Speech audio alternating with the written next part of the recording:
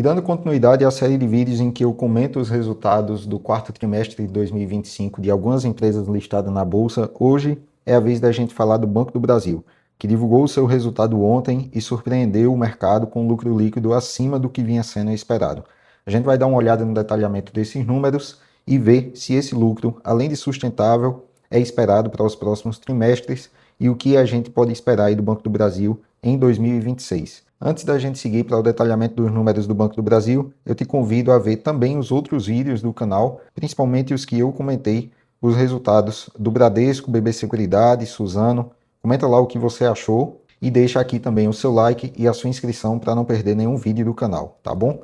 Então, sem mais delongas, vamos continuar aqui e vamos olhar primeiro esse guidance para 2025 que o BB Seguridade tinha divulgado. No entanto, esses guidances aqui é o primeiro que foi divulgado pelo Banco do Brasil. Só relembrando, ao longo de 2025, o BB revisou o seu guidance para 2026 nada menos do que 3 vezes, e na divulgação do resultado do quarto trimestre de 2025, como a gente vai ver no próximo slide, a comparação foi feita, claro, com o último guidance divulgado.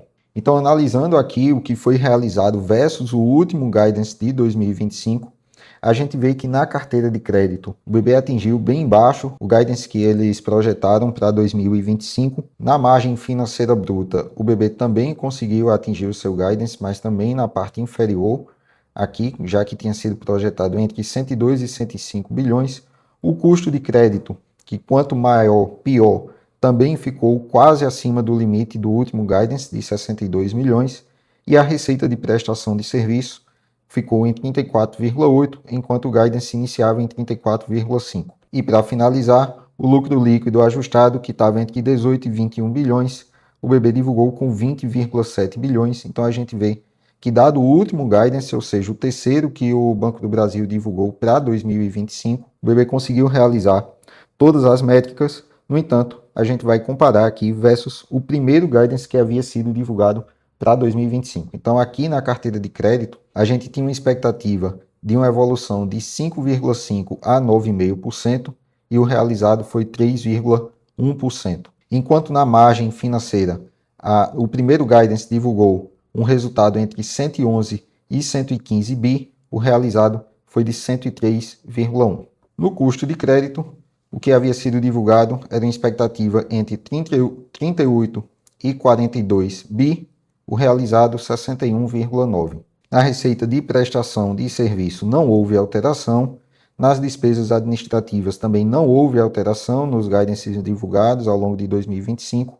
E o lucro líquido ajustado, que havia sido projetado entre 37 e 41 bi, foi realizado em 20,7. Então, se a gente olhar aqui, com exceção da receita de serviços e da despesa financeira, todos os outros números, todos os outros indicadores realizados para 2025 ficaram abaixo do guidance original para 2025. E aí, olhando aqui o detalhamento do custo do crédito, que nada mais é do que a despesa que o banco tem, o custo que o banco tem para cobrir a inadimplência que já foi reconhecida pelo próprio banco, ele dobrou quando a gente compara a base anual, saindo de 9,3 bi para 18 bi. A composição desse custo de crédito é de praticamente 50% advinda do agro e 23% vindo da carteira de crédito PF. Essa evolução também se deu fruto da Resolução 4966, em que, na sua essência, ela sai do modelo de perda incorrida e passa a considerar no custo do crédito o modelo de perda esperada, de acordo com a IFRS 9. Então, na prática, os créditos são classificados em estágios, que pode variar dos níveis 1, 2 e 3. E a provisão considera principalmente a probabilidade de inadimplência, o tamanho dessa perda e também provisões para o cenário macroeconômico. O impacto disso é que a gente tem provisões mais antecipadas, ou seja, existe um acréscimo do custo do crédito no curto prazo e, consequentemente, um decréscimo do lucro e do ROI que o banco divulga. E quando a gente analisa a carteira de crédito expandida, a gente vê índices crescentes de inadimplência, tanto as inadimplências de 30 dias quanto de 90 dias. Comparado aqui na base de 2024, esses dois índices tiveram um avanço significativo, saindo um índice de 30 de mais de 30 dias de 4,36 para 6,84 e o índice de inadimplência de mais de 90 dias saindo de 3,16% da carteira para 5,17%. Enquanto o índice de cobertura, que são as provisões para perda dividido pelo crédito inadimplente, recuou. Ou seja, isso reflete que as provisões não avançaram no mesmo nível da inadimplência, mas segue ainda em um nível confortável de 155,4. Já quando a gente olha a carteira de crédito pessoa física, a gente vê um avanço aqui na base anual de 7,6%, o que representou um avanço de quase 26 bi. No entanto, quando a gente olha a qualidade desse crédito, a gente também vê um índice de inadimplência de mais de 90 dias subindo, saindo de 4,66% da carteira para 6,56% em dezembro de 2025, crescente também em todos os trimestres divulgados pelo Banco do Brasil. Como consequência, o índice de cobertura também recuou, tanto na base anual como em todos os trimestres ao longo de 2025. Só lembrando que essa carteira, embora seja da pessoa física, ela também é afetada pelo agro, uma vez que das provisões, 40% são de produtores rurais. Já na carteira de crédito do agronegócio, que é o cerne do problema atual do BB, a gente vê uma carteira praticamente estagnada, com um crescimento na base anual de 2,1%, saindo de 397 bi para 406 bi, e um índice de inadimplência de mais de 90 dias que atinge 6,1%. Esse índice de inadimplência se dá principalmente à concentração desse crédito em produções de soja e milho no Centro-Oeste. Embora a gente não tenha tido uma quebra na safra, mas houve uma queda de preços dos produtos agrícolas, atrelado a uma elevada alavancagem dos produtores rurais, o que não poderia dar em outra a não ser no aumento do número de pedidos de recuperação judicial. Então a gente vê essa evolução aqui dos pedidos de RJ, não só na quantidade, como também no saldo solicitado. Já na carteira de crédito PJ, além de uma estabilidade, ou seja, um crescimento discreto comparado a dezembro de 2024, evoluindo apenas 3 bi, a gente vê uma qualidade de crédito melhor. Ou seja, a gente percebe aqui uma estabilidade no índice de inadimplência de 90 dias, assim como uma estabilidade também no índice de cobertura, considerando o índice de inadimplência de 90 dias. Só lembrando que a carteira de crédito PJ ainda é a maior carteira de crédito do BB, sendo seguida pelo agro, e em seguida pela APF. Na margem financeira bruta do Banco do Brasil, a gente vê aqui uma evolução de 3,8% comparando o quarto trimestre de 25 com o quarto trimestre de 24, o que fez o banco atingir a marca de 27,8 bi. E comparado ao penúltimo trimestre de 2025, também houve um avanço de 5,4%, fruto principalmente das menores despesas de captação comercial e institucional. Já na base anual, a margem financeira continua sofrendo fruto principalmente da resolução 4966, que não considera a receita advinda dos juros das operações de crédito em estágio 3, ou seja, aquelas que têm seu crédito em default. E aí, só destacando aqui que dentro desse resultado da margem financeira, a maior parte vem da margem com clientes, justamente os juros de crédito a clientes, principalmente de produtos que têm um menor custo de captação, como depósito e poupanças, e reflete principalmente o spread bancário que o banco consegue nas suas operações financeiras. Já a margem com mercado é fruto das operações da tesouraria do banco em operações com títulos públicos, derivativos e posições de taxa e câmbio.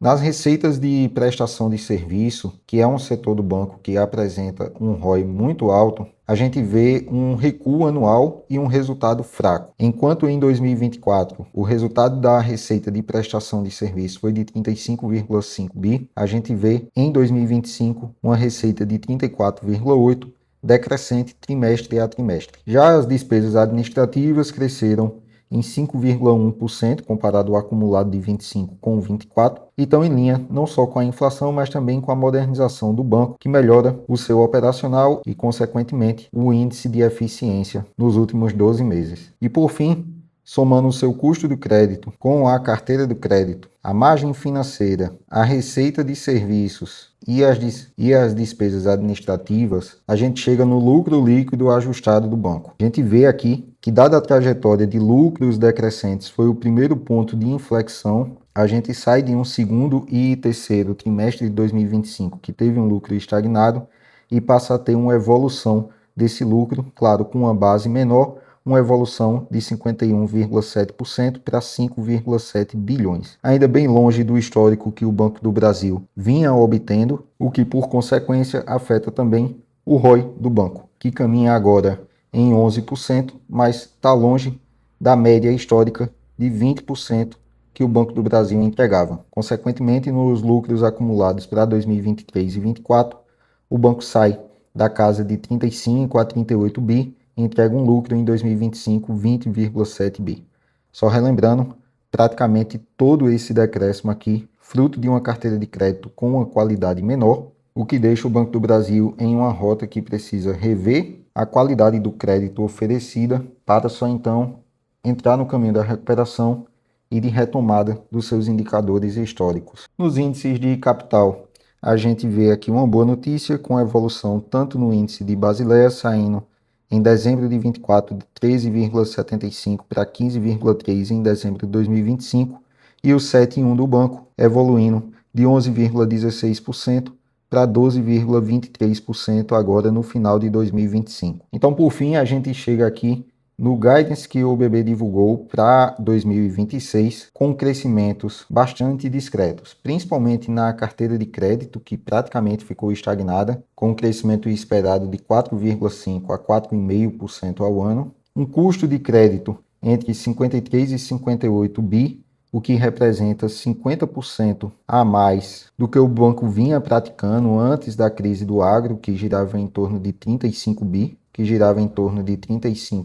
um crescimento de receita de prestação de serviço também bastante discreto e uma evolução das despesas administrativas de acordo com a inflação. Consequentemente, com o lucro líquido projetado para 2026 na casa de 22 a 26 bilhões, a gente tem um ROI que permanece em aproximadamente 12%, como eu falei agora há pouco, ainda longe do ROI histórico que o Banco do Brasil costumava ter de 20%, o que significa dizer que existe uma longa trajetória ainda pela frente na recuperação do Banco do Brasil. Então não vai ser em 1, 2 ou 3 trimestres que o Banco do Brasil vai conseguir limpar essa carteira de crédito. Eles vão precisar de níveis de critérios maiores nos créditos daqui para frente e já divulgaram também o foco agora para 2026 no crescimento da carteira de PFs, o que, como a gente sabe, representa uma carteira que tem um custo de crédito maior e margens menores comparados às carteiras de créditos empresariais e do agronegócio. Ainda assim, atualmente o Banco do Brasil permanece negociando a múltiplos bastante descontados. Até ontem ele estava negociando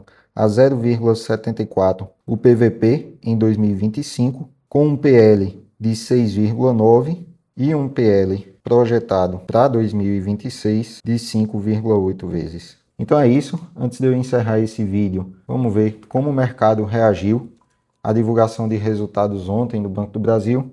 Atualmente uma reação positiva, com base no horário em que eu estou gravando esse vídeo, um crescimento de 3,5%, cotação chegando a 25,78%, ou seja, o mercado reage positivamente à divulgação do quarto TRI de 2025. Só lembrando mais uma vez, se você gostou do vídeo, deixa o seu like, comenta aqui embaixo o que você achou do resultado do Banco do Brasil de 2025 e fica ligado no canal para o comentário das próximas empresas que estão para divulgar os resultados, tá bom? Valeu!